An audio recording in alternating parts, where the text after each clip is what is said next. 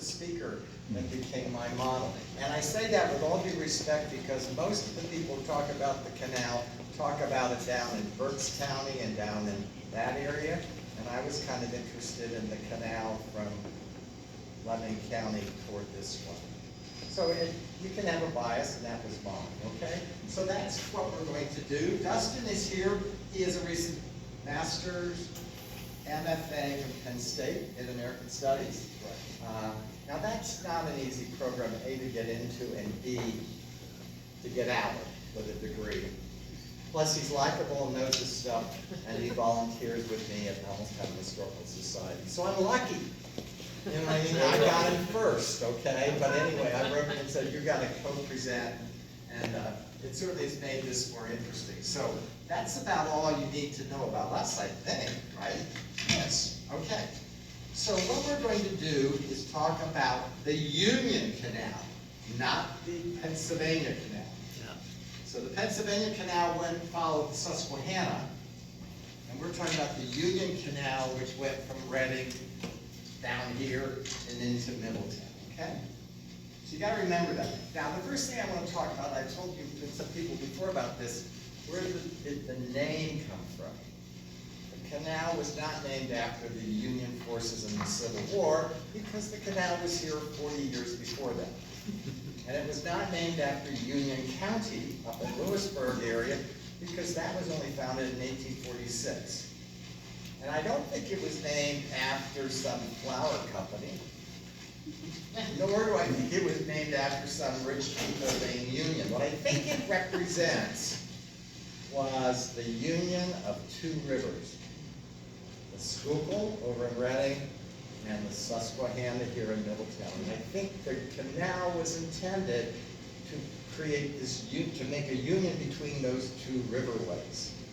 So until someone tells me I'm wrong and full of you know what, from the towpath with the mules, I'm going to go with that, okay? All right? I think it does refer to two bodies of water. Okay.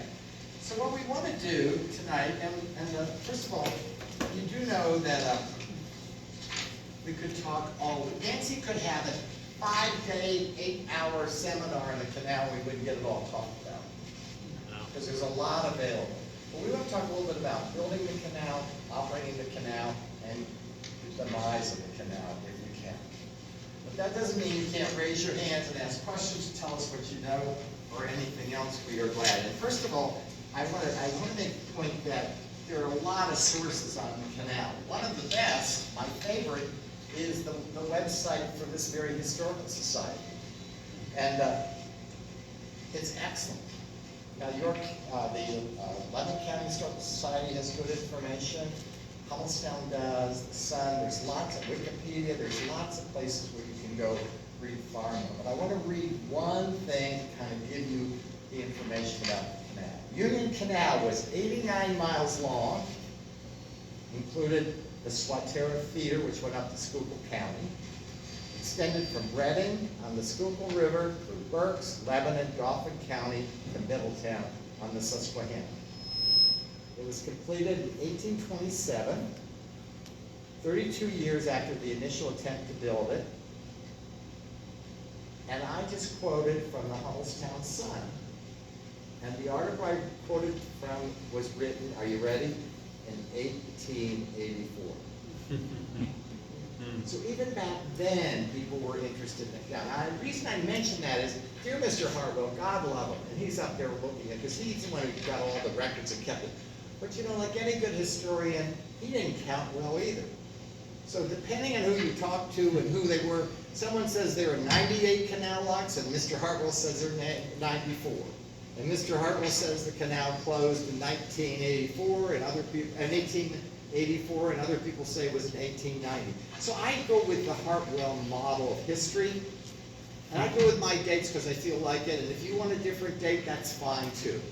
But we're doing it with the Hartwell model, and he certainly is a great role model for us, if you don't mind, okay? All right, so I told you Charlie High's in the audience, and thank him. I've talked about Nancy Sharman and her book. I talked about Rich Hartwell. I want to thank the Manada Conservancy. Have you ever heard of them?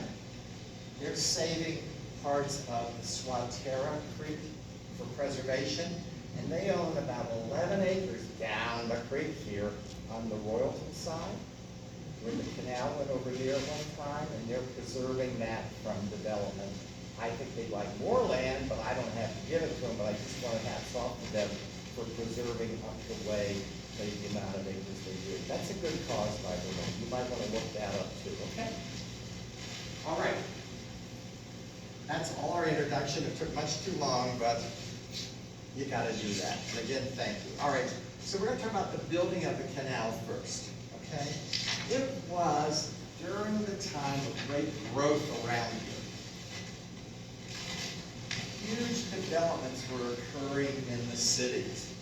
Baltimore, Harrisburg, Milwaukee, they were all, but Philadelphia and Baltimore kind of had this competition. We want to be first.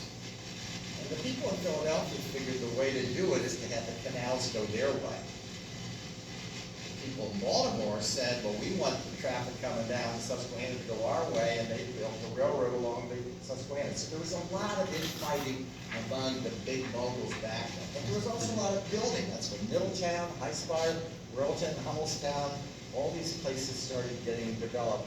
And that was very important because not only were canals being dug and built, railroads were too. So this is pre-Civil War, and it was a time of great industrial development in what we know as central Pennsylvania. Okay. It also was the era of coal mining, and they discovered something up in Schuylkill County, and that was called anthracite coal. Well, we all love that because it burned cleaner. So there was a market for that too. So there was the growth, there was the market, and the interest in the canal thus took off. Now, the first construction is yours. Indeed it is. Yes. Here, have a mic.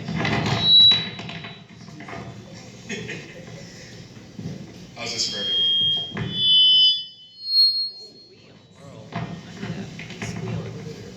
How about this? Does that work? Yeah. Better. All right. So as Wade introduced, we are moving on to the first construction of the canal, which is a series of two primary periods of construction that the canal went through. So this first period,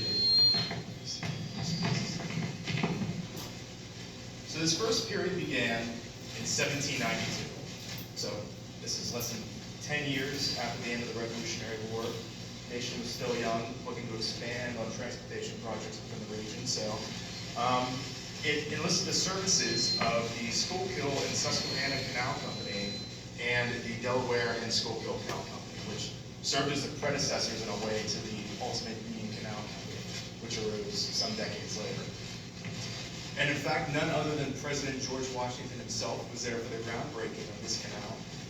He just happened to be in the area of Avon, which, as I understand through my research, is in East Lebanon County.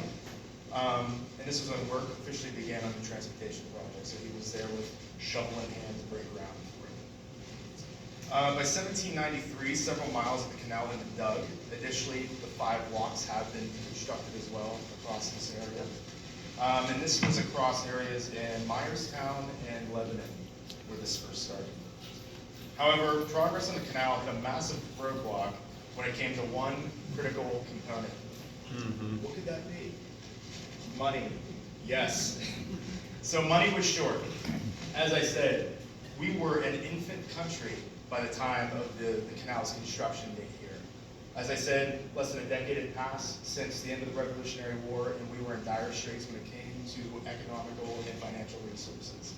So, as a result of its young age, the United States government, and indeed state governments, were not in the best financial footing in the 1790s when construction first began on what would become the Union Canal. So what is a young nation to do in this case when it has grand ambitions such as these, such as building a canal, but it has kind of restricted financial abilities? Well, one way to go about that is through flexing the power of eminent domain, which I'm sure we're all fans of in this case. So, eminent domain in the Union Canal. As Wade mentioned earlier, the Union Canal measured 89 miles long in its completion. And understandably, this massive project required acres upon acres of land to complete here. However, there was one huge problem. Much of the canal land was already occupied by civilians. So as a workaround for this issue, the Union Canal Company was granted a quote-unquote special authority by the state of Pennsylvania. And this special authority allowed the expansion of the canal and its construction through eminent domain, or for those who aren't quite familiar with it, the legal right to take a landowner's property for public use. I'm sure the farm owners and the landowners around the side were very happy about that. So during a certain period of the Union Canal's construction, the Union Canal Company and its forerunners would pounce upon landowners and grab up the land for the good of the canal's completion. In one recorded instance from 1793, farmers east of Lebanon refused to sell their land to one of the Union Canal Company's forerunners, which was the Schuylkill and Susquehanna Canal Company. And as a result, the canal company simply exercised eminent domain, took the farmland anyway without any payment, and I'm sure they were very, very upset about that. So, although that was one negative side of eminent domain, on most cases the Union Canal Company did compensate Pennsylvania landowners for their land. Although how fair the compensation was is still up for debate, and it is probably not too fair. Thousands of dollars were paid out to residents all over the state for their tracts of land, and still more was paid to those whose land was damaged by work in the canal. One such case of damaged land involved the Felix Light of Lebanon Township, whose settlement document read, and I quote, "Whereas I, Felix Light of Lebanon Township, Lebanon County, am the owner of a certain plantation in the said township and county, which has been injured by the Union Canal Company of Pennsylvania, their contractors, laborers, and agents by digging, removing banks and earth, and by causing an overflow of water and other injuries to the same by making a good canal. I have agreed amicably with that said company for the sum of $100.10. So this is one of the ways in which the Union Canal Company funded its payouts, but another was through the implementation of a state lottery system.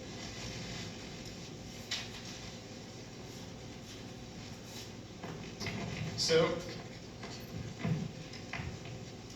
in another effort to gather funds for this significant transportation and commercial project, the PA State Legislature allowed for a $400,000 lottery to take place in 1795. However, this money would be provided to the Schuylkill and Susquehanna Canal Company, which, as I said, was a predecessor to the Union Canal Company that would emerge in the 1810s. When the Union Canal Company was officially organized in 1811, the Pennsylvania State Legislature once again allowed for a state lottery to be used for funding. Across more than 20 years and 50 drawings, the Union Canal Company received $270,000 from this operation. Today, this amount would roughly translate to $7 million. Not too shabby. However, when you compare it to the amount that was paid out to those that played the lottery in this, that amount becomes less than ideal. Across the entire run of this Union Canal lottery, a staggering $33 million was awarded to players, and that was in the money for the time. So God only knows how much that translates to today. Wow. A newspaper article from the Aurora and Franklin Gazette, which is located around Philadelphia, Pennsylvania, dated from December 20th, 1821, provides an example of some of the cash prizes that could be won. So-called capital prizes that were included within this lottery included one prize of $50,000, one of $20,000, a single prize of $10,000, two prizes of $5,000, and a single prize of $4,720. So while the Union Canal Lottery was organized by the Pennsylvania State Legislature to fund a Pennsylvania-based infrastructure project, the popularity of this spilled out over Pennsylvania and other borders. States in and around Pennsylvania, such as Maryland, New York, Rhode Island, and southern, even more southern locations. Citizens from those areas were playing the lottery as well. So this became a much bigger project than the Pennsylvania State Legislature imagined, and that contributed to the massive $33 million that was awarded to players of this lottery. So this issue with so-called foreign lotteries, which was the case where other people from other states were playing this lottery, was one of the primary reasons for why the Union Canal Lottery ultimately failed to secure a significant return on its investment here. Because, once again, while the 270,000 from the lottery operation that went to the Union Canal was significant, it fell short of the required 400,000 that they were seeking. Meanwhile, I'm sure you're looking around at